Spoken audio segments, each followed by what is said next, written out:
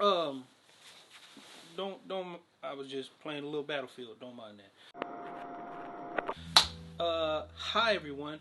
Hope you guys are doing well and you're staying safe out there. Uh, I have a big explanation of where I have been. I've been gone for like a whole month, and I haven't been posting anything up on the channel recently. And like I said, I have a big explanation for that. So let me explain. Okay, so my whole month has been a crazy, not crazy, but a very particular experience. I recently just had my 35th birthday. I know, I'm getting old. That was pretty fun. I got to not celebrate it too much. I'm not big on celebrating my birthday, but I did had time to go shoot my second short film that I am writing and producing. It's called The Color of My Atmosphere, and I'm hoping to drop it sometime this year or during the summer. On top of that, you guys know on the channel that I like to do a lot of, stuff outdoors, get to be out and do all my videos and everything out there. But however, if you live here in California, like the rain was just not letting up. It was rain after rain after rain. And if it wasn't raining, it was windy.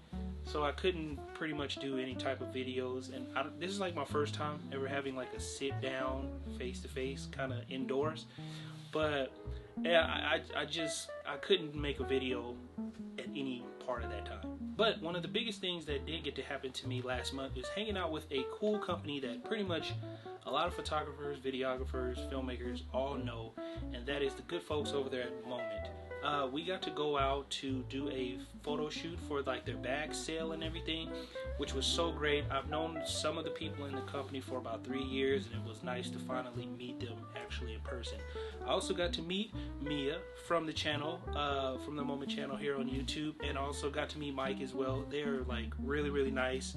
They're cool people. They're great to be around. They all have like this up energy that inspires you to like want to keep doing what you like to do.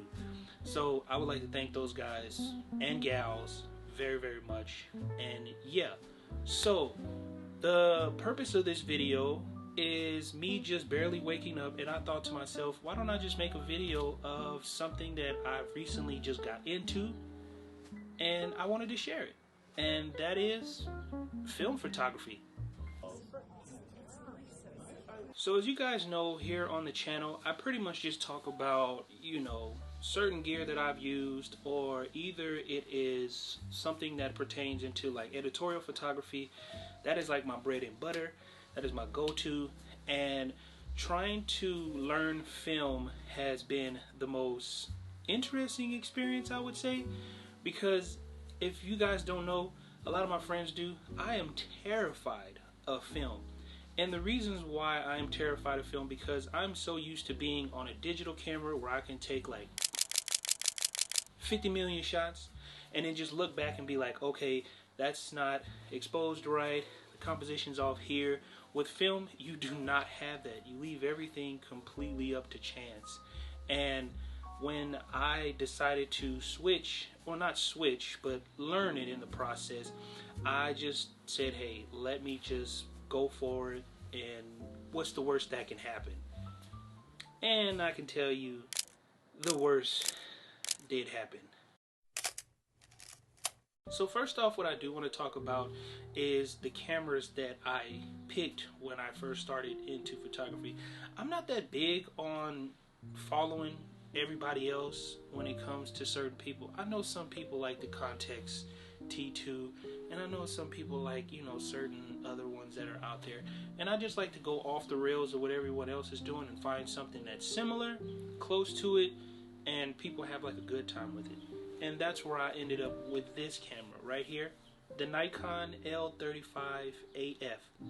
Now, this camera is very nice for, for its compact size, for its point and shoot. There are 2 versions of this camera if you are on the market looking for one. The ISO goes up to 400 and 1000, but as I was shooting film, I kind of realized not too many films go up to 1000.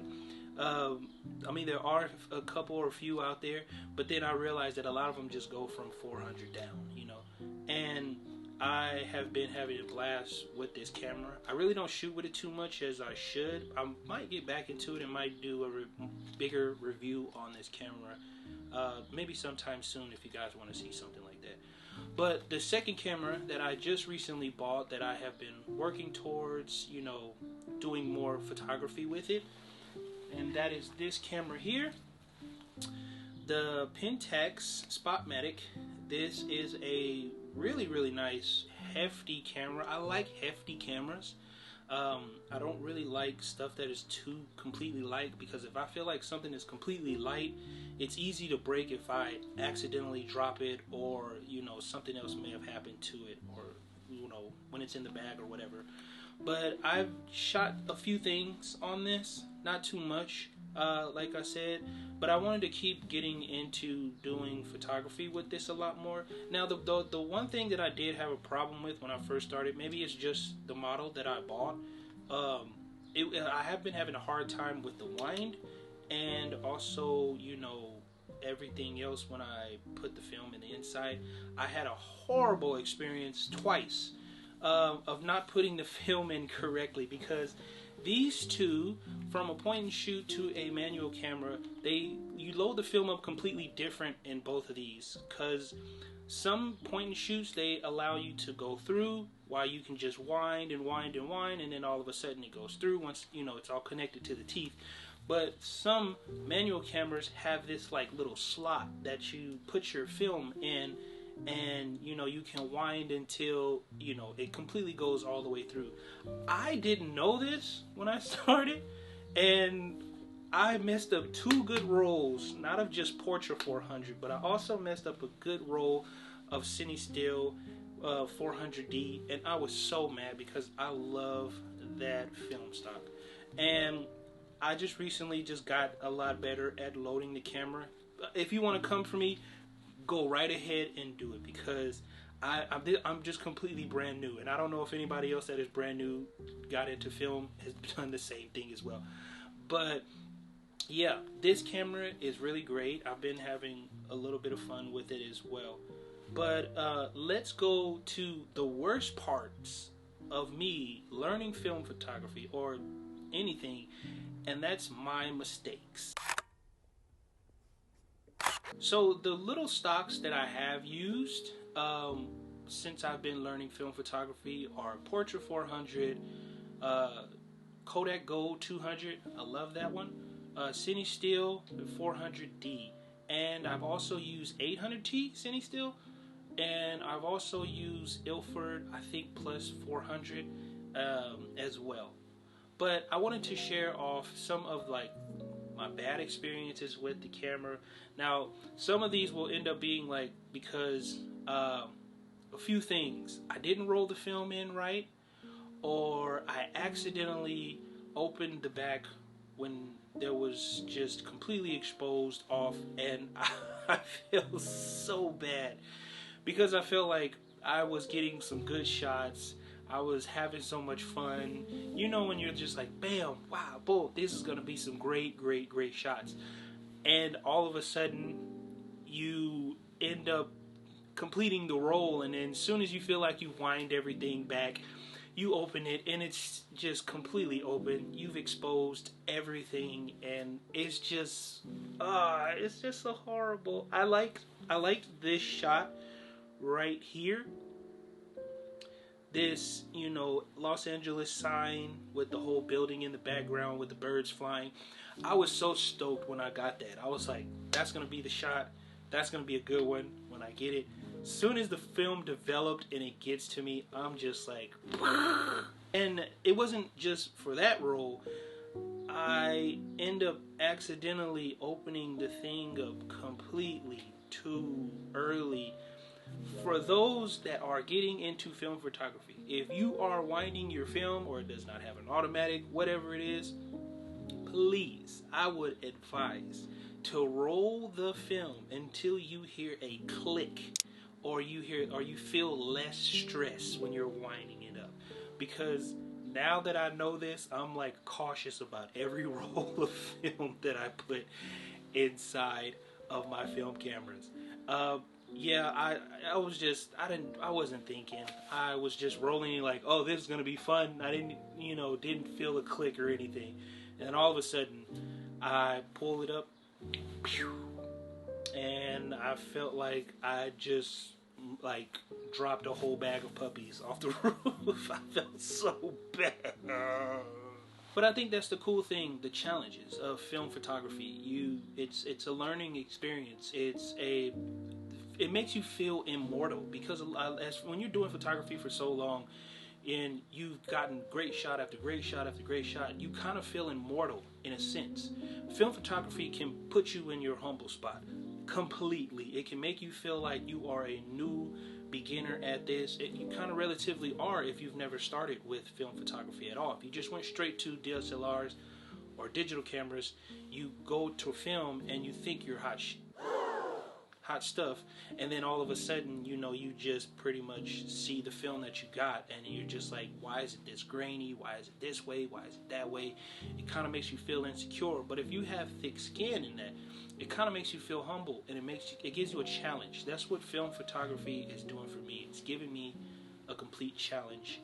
And from my mistakes that I've made, not just with my camera, but the film that I have been using, it's been a great experience and a great challenge, and I'm going to try to get better. Now, the photos that I did take that were really, really great are from these two, the Nikon and the Pentax. They were really, really nice. I liked every little ones that I did get correct.